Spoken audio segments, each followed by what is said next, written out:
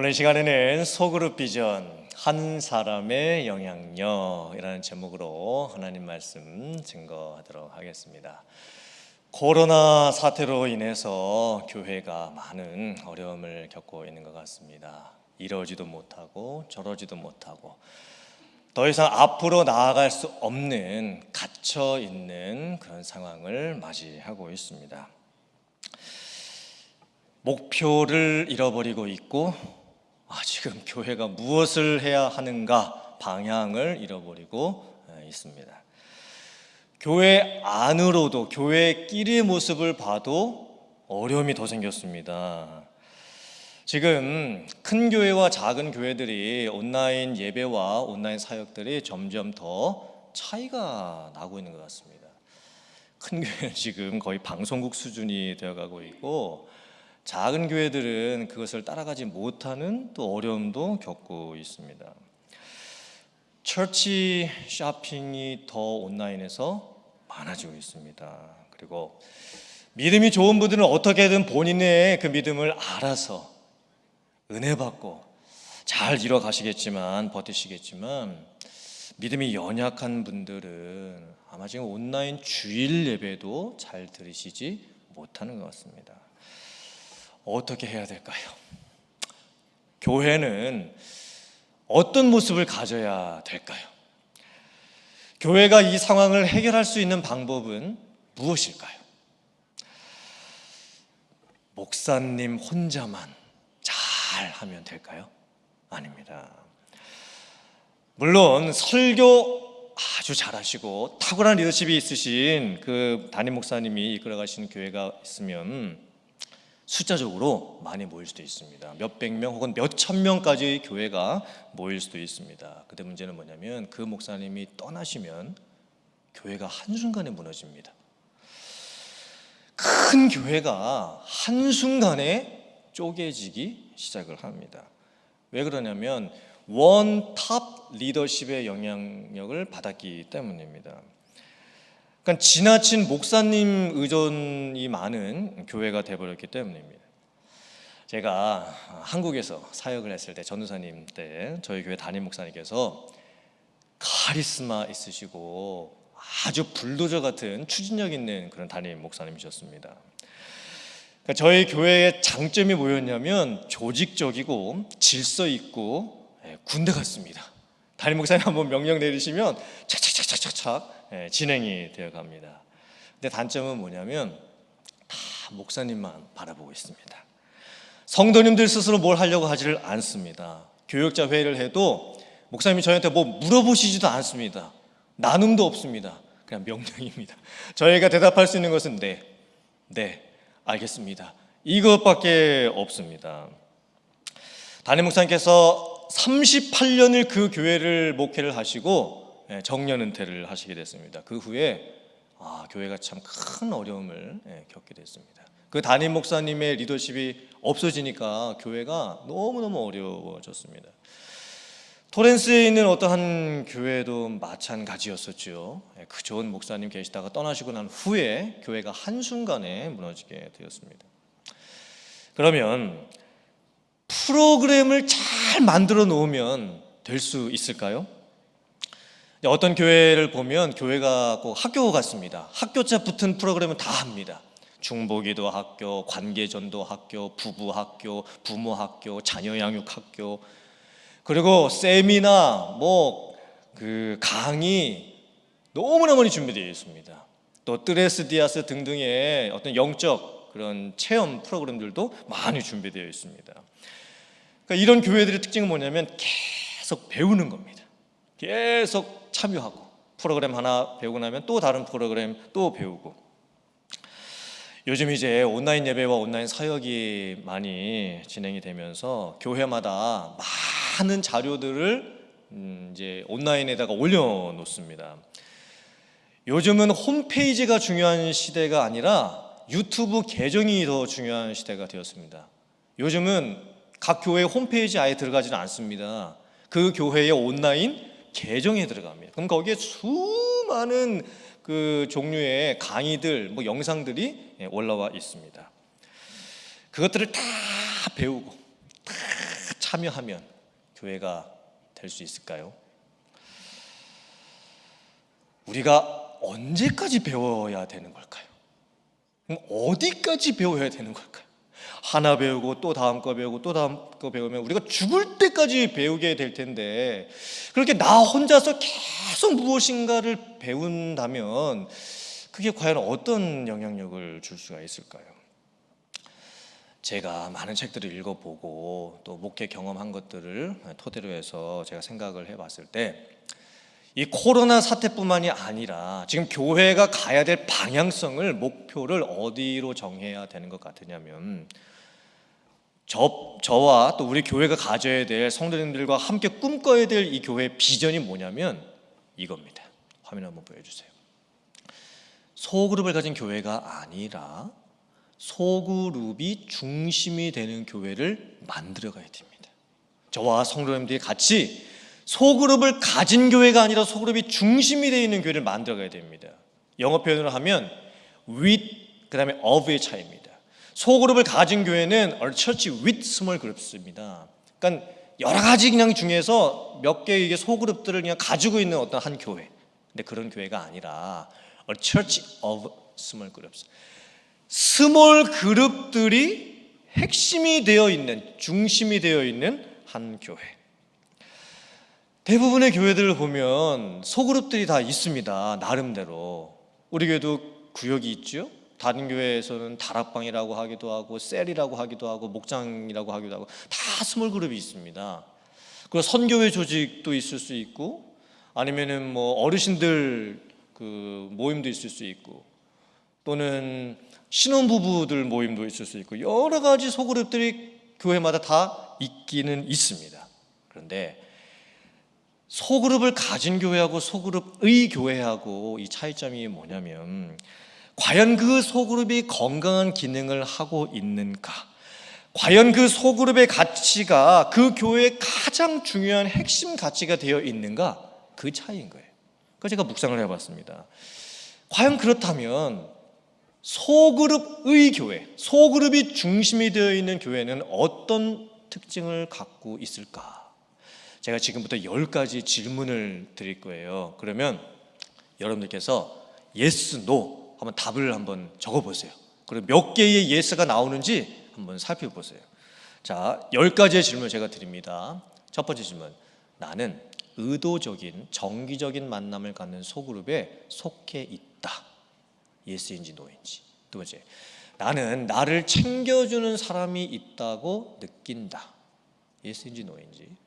세 번째, 나는 지금 속한 소그룹 안에 마음을 터놓고 나눌 수 있는 사람이 있다. 예스인지 노인지. 자, 3가지 질문이었어요. 다 하셨어요? 자, 그 다음에 4번째 질문: 나는 소그룹 안에서 내가 누군가에게 영향을 주고 있다고 생각을 한다. Yes, no. 5번째, 나는 지금 우리 교회에 충분한 숫자의 소그룹 리더들이 있다고 생각한다. Yes or no. 6번째, 나는 우리 교회의 비전과 담임 목사님의 목회 철학을 잘 알고 있다. Yes, no. 7번째, 나는 양육반 제자분 훈련을 받았거나 받고 있다.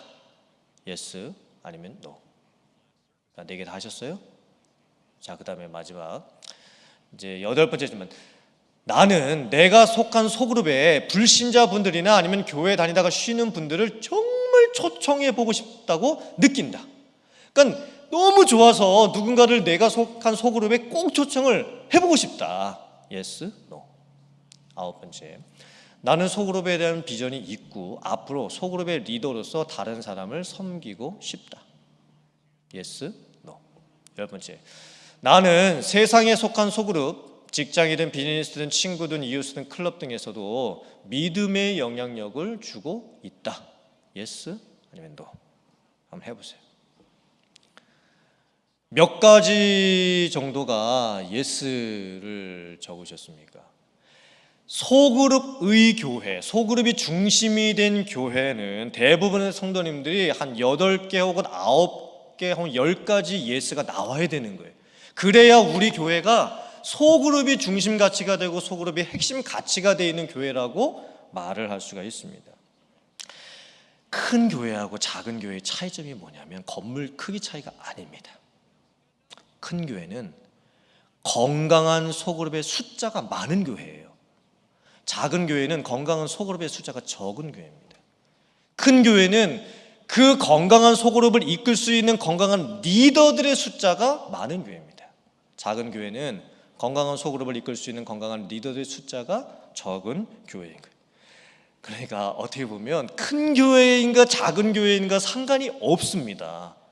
솔직히 목사님들의 입장에서도 제자훈련 철학을 제대로만 갖고 있다고 한다면 내가 섬기는 교회가 숫자적으로 작든지 크든지 그건 전혀 문제가 되지 않습니다. 왜일까요? 교회가 아무리 작더라도 그 교회에 건강한 소그룹이 있으면 됩니다. 그리고 그 건강한 소그룹을 섬길 수 있는 건강한 리더들이 세워져 있으면 됩니다. 그리고 담임 목사님과 함께 성도들이 어떤 꿈을 갖고 있는 거냐면 더 건강한 소그룹을 더 많이 만들어 가기 위해서 훈련도 받으면서 더 건강한 소그룹을 섬길 수 있는 건강한 리더들을 많이 만들어내기 위해서 함께 마음을 모으는 것. 그러면 되는 거예요. 그러면 교회가 되는 겁니다. 요즘 코로나 사태를 맞이하면서 관계와 소통은 더 중요해지고 있습니다. 우리가 대면 소그룹을 못하면 온라인 소그룹이라도 할 수 있어야 됩니다. 이제 줌도 더 활성화시켜야 되는 거예요. 이제 우리 교회의 모습을 봤을 때 조금 이 온라인에 약한 부분이 있으신 것 같아요. 근데 사실은 그게요, 안 해봐서 그러실 뿐인 거예요. 그냥 안 해봤을 뿐인 거예요. 어르신들이라고 온라인 줌을 못 하시는 게 아닙니다. 젊은 사람이라고 해가지고 온라인 소그룹을 잘하는 것도 아닙니다. 관심 해보려는 노력, 그게 중요한 거예요.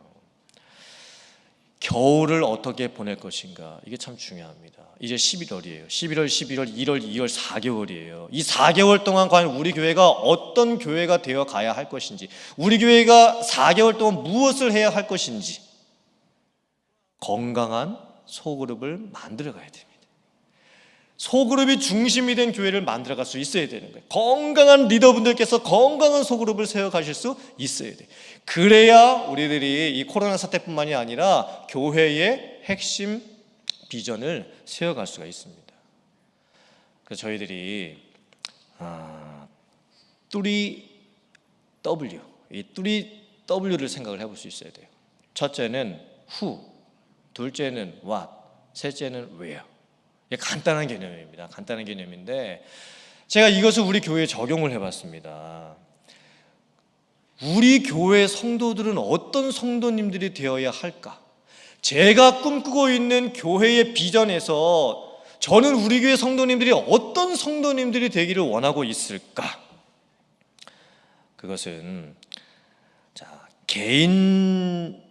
개인적으로 스스로 꾸준히 말씀과 기도로 하나님과의 관계를 가질 수 있는 사람, 이게 돼야 돼요.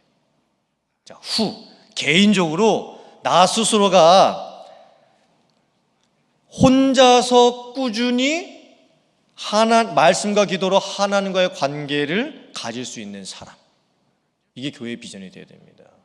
그럼 what은 무엇이냐면 이제 관계적으로 봤을 때 소그룹을 통해서 서로를 돌보고 섬기고 책임져 줄 수 있는 관계를 형성함으로써 믿음의 동역자를 만드는 것, 이게 what입니다. 세 번째 where는 뭐냐면 영적 리더가 되어서 교회 소그룹을 섬기고 세상에 영향력을 줄 수 있는 하나님의 나라를 이루어가는 것, 이게 바로 where입니다. 여러분, 제가 지금 말씀드린 거 어디서 많이 들어보셨던 거 아니에요?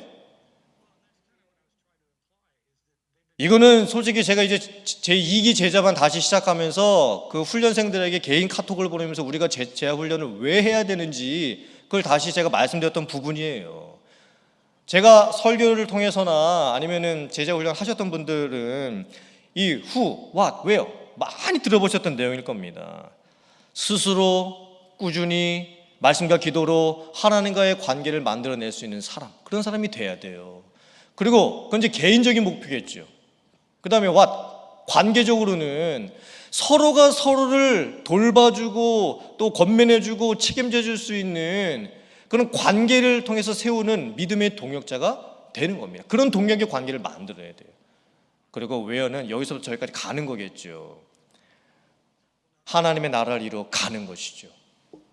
그리고 영적인 리더로서 교회 안에서는 소그룹을 섬길 수 있는 그런 영향력을 줄 수 있는 사람이 되어야 되고, 세상에 들어가서도 내 가정이든 직장이든 뭐 비즈니스든 친구 관계든 불신자들의 만남 속에서 영향력을 줄 수 있는 하나님의 나라를 이룰 수 있는 모습이 될 수 있어야 되는 거예요. 그래서 저희들이 어떤 소그룹을 이제 만들어 가야 되냐면, 화면 한번 보여주세요. 다음 거. 자, 같이 한번 읽어보겠습니다. 시작. 믿음이 지속적으로 성숙해 가는 사람은 다른 성도들과 의미 있는 관계를 정기적으로 갖고 있는 사람들이다. 정말 맞는 말씀 같습니다. 이런 운동해 보셨죠? 근데 이 지속적으로 운동을 하려면 혼자서 하면 안 됩니다. 지속적으로 꾸준히 운동을 하려면 함께 훈련을 해야 됩니다. 우리가 혼자서 매번 결심합니다. 살을 빼야 되겠다, 뭐 다이어트를 해야 되겠다, 반복되는 결심이 계속 있습니다. 그래서 뭐 걷기를 시도해 봐야 되겠다, 한번 뛰어봐야 되겠다. 근데 웬만큼 독한 사람 아니면 혼자 운동하는 거 어렵습니다. 몇 날은 하겠죠. 근데 꾸준히 하는 것은 어렵습니다. 영적 성장도 마찬가지입니다. 지속적인 영적 성장을 이루려면 나 혼자는 안 됩니다. 의도적인 관계로 모여져 있는 어떤 소그룹 안에 반드시 속해 있어야 합니다. 이 소그룹이 왜 좋으냐면, 사실 영적으로 봤을 때 한 개인의 영성이 계속 똑바로 유지되는 사람은 한 명도 없습니다. 뜨거움과 간절함은 항상 오르락 내리락 하게 되어 있습니다. 근데 소그룹이 좋은 게 뭐냐면, 내가 올라갈 때는 내가 다른 사람에게 영향력을 주면 됩니다. 그리고 내가 내려갈 때는 올라가 있는 다른 분들의 영향력을 내가 받으면 됩니다. 그러니까 건강한 소그룹은 서로가 주는 영향력이 유기적으로 관계적으로 자연스럽게 이루어져 가는 소그룹입니다. 그래서 성장이 자연스럽게 되어 있는 거예요. 그냥 그 소그룹 안에 들어가 있기만 하면 누가 어떤 탁월한 리더십을 가지고 소그룹을 이끌지 않아도 한 개인 개인의 영향력이 나타나면서 서로에게 영향력을 주게 되어서 그냥 그 소그룹 안에 있기만 해도 지속적인 성장이 되게 되어 있습니다. 아이들이 운동하는 모습을 혹시 보셨나요? 제가 예전에 이제 YMCA에서 운동할 때 거기 가면 초등학교 한 1학년, 2학년짜리 아이들을 데리고 농구 시합을 합니다. 갖출 것은 다 갖췄습니다. 유니폼도 다 입었고요, 심판도 있고요, 감독도 있고요, 관중도 있습니다. 근데 뭐가 없냐면 팀 플레이가 없습니다. 그러니까 1학년짜리, 2학년짜리 이렇게 어린아이들이 농구 시합을 하니까 내가 슛하고 내가 골 넣는 게 목표지, 엄마 아빠들도 응원을 할 때 그 팀이 이기라고 응원하는 게 아닙니다. 어떻게든 내야 이거 공 한번 잡아가지고 슛 한번 해보는 게 목표입니다. 골이 안 들어가도 됩니다. 그냥 내 아이가 공 한 번만 잡아가지고 슛이라도 한번 해보는 거, 그게 엄마 아빠들의 응원하는 목적인 거예요. 근데 NBA를 한번 보세요. NBA는 의도적인 목적으로 선수들을 모아놨습니다. 각자의 포지션도 정해져 있습니다. 나만 잘한다고 되는 것도 아닙니다. 각자가 자기의 역할을 충분히 발휘를 해 주어야 됩니다.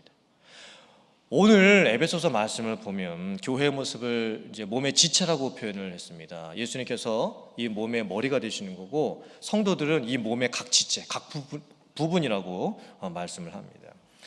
근데 온 몸이 서로 다 연결이 되어 있습니다. 온 몸이 서로 간에 도움을 주고 도움을 받습니다. 몸의 어떤 한 부분도 없으면 안 됩니다. 그 부분이 꼭 필요하고 서로 결합이 되어 있어야만 합니다. 그리고 오늘 읽었던 본문 말씀에서 가장 중요한 말씀이 뭐냐면, 각 사람의 분량대로 역사하느니라, 이 부분입니다. 각 사람의 분량대로.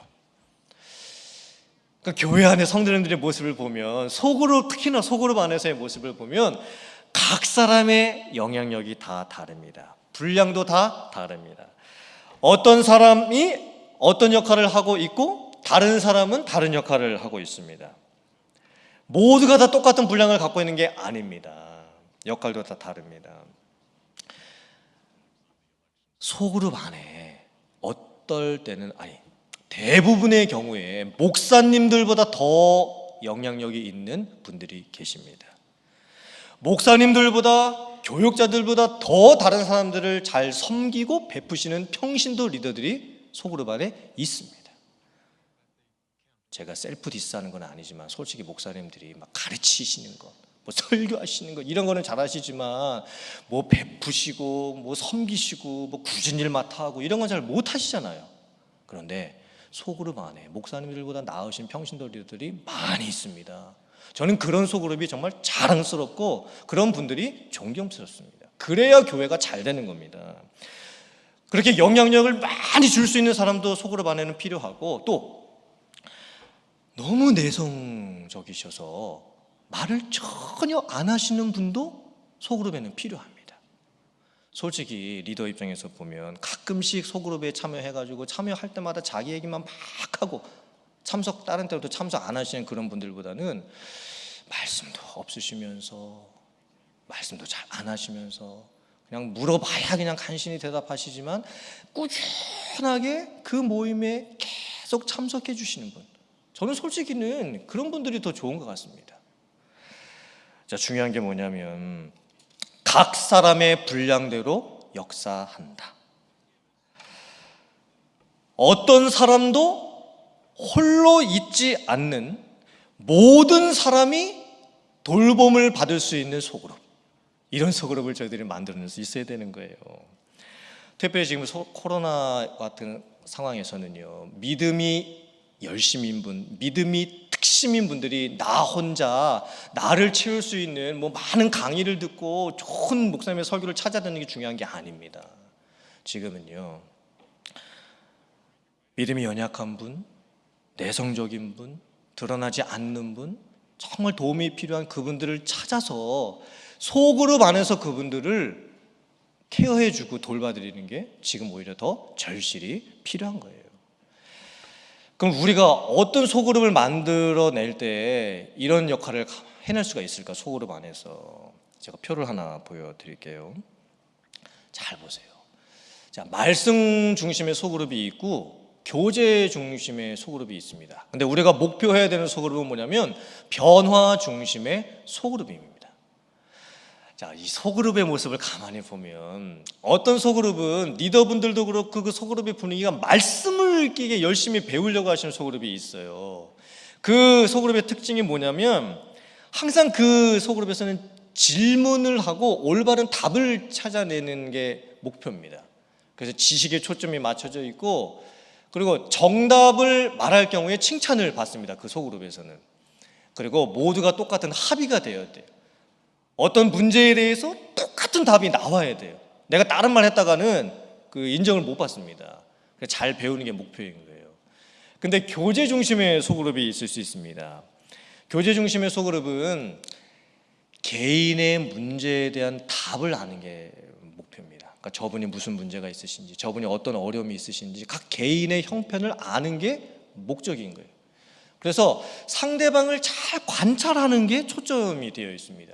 그리고 다 다른데, 서로 모습도 다른데 서로를 용납해 줄 때 그 소그룹에서 칭찬을 받습니다. 그리고 서로의 틀린 것들을 인정해 줄 때, 그리고 친해지는 게 목표입니다. 대부분의 교회 소그룹을 보면 말씀 중심이든 교회제 중심이든 이렇게 되어 있습니다. 이거는 이제 리더분들의 그 성향을 따라서 소그룹이 이렇게 바뀌어 가기도 합니다. 또는 그 소그룹을 이루고 있는 구성원들의 성향에 따라서 바뀌어지네. 근데 우리는 어떤 소그룹이 돼야 되냐면 변화 중심의 소그룹이 돼야 돼요. 변화 중심의 소그룹의 특징이 뭐냐면 뭘 알아야 되냐면 하나님과 나의 관계에 대한 답을 아셔야 돼요. 늘 대화의 중심이 하나님이 중심이 되어 있고 하나님이 나에게 무엇을 원하고 계시는지, 하나님이 우리에게 무엇을 원하고 계시는지 그게 질문이 돼야 돼요. 그리고 그것에 대한 답을 아셔야 됩니다. 그리고 변화에 초점이 맞춰져 있고, 여기서는요, 하나님의 뜻대로 살 때 칭찬을 받아요. 실제 내 삶으로 살아낼 때 칭찬이 주어지는 거예요. 그리고 기준은 뭐냐면 하나님의 말씀대로 했냐 안 했냐예요. 그리고 성장하는 것이 목표입니다. 자라야 돼요. 자라야 돼요. 오늘 성경 말씀에도 보면 그리스도의 장성한 분량까지 자라간다 말씀을 하고 있습니다.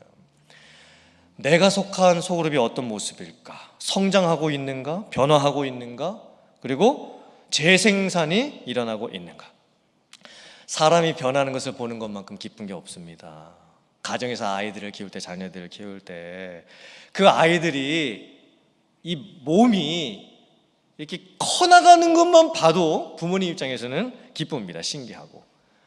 근데 교회에서는요, 성도님들 한 사람 한 사람이 영적으로 이렇게 커나가는 것이 보일 때 얼마나 기쁜지 모릅니다. 사랑하는 성도님들, 오늘 금요 예배를 드리면서 한 사람의 영향력의 소중함을 저희들이 깨달았으면 좋겠습니다. 소그룹 안에 있는 한 명 한 명이 소중합니다.